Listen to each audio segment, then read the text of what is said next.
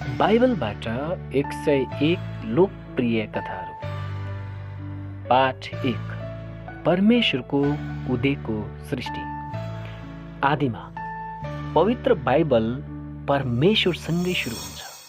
उहाँले सुन्दर स्वर्ग र हाम्रो वासस्थानको निम्ति पृथ्वी सृष्टि गर्नुभयो। त्यो समयमा सबैतिर सबै थोक अन्धकारै अन्धकार थियो। न त चराहरू, न प्राणीहरू, न कुनै आवाज, न कुनै नै हाँसो सुनिन्थ्यो। तर एउटा आवाज आयो, उज्यालो होस्, र तुरन्तै उज्यालो भयो।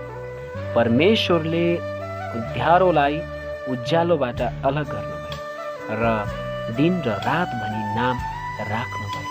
यो पहिलो दिन भयो। दोस्रो दिनमा परमेश्वरले सुन्दर संसार बनाउन सुरु गर्नुभयो। उहाँले हावाबाट पानी अलग गर्नुभयो र नीलो आकाश देखा पर्यो। यो दोस्रो दिनमा भयो।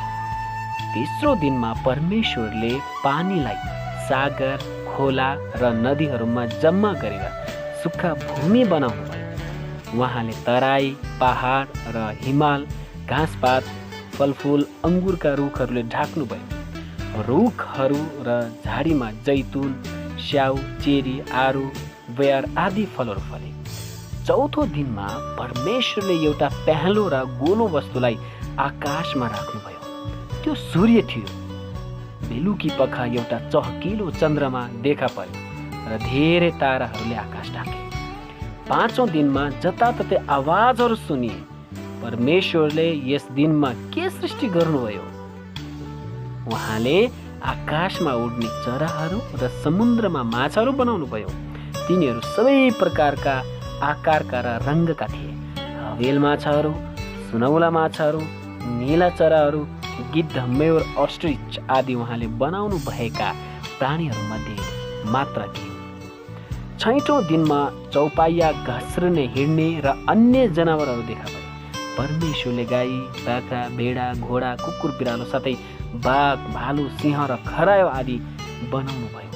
यी सबै कुरा प्रथम मानिसको जन्म दिवसको सुन्दर उपहार स्वरूप टक्राइएका थिए, किनकि मानिस पनि त्यसै दिन परमेश्वरले बनाउनु भएको थियो। तपाईँलाई त्यो पहिलो व्यक्तिको नाम के हो थाहा छ?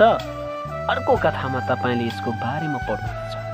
सातौं दिनमा आफूले बनाउनु भएका सबै असल कामहरूबाट परमेश्वरले विश्राम लिनुभयो र त्यसलाई पवित्र दिन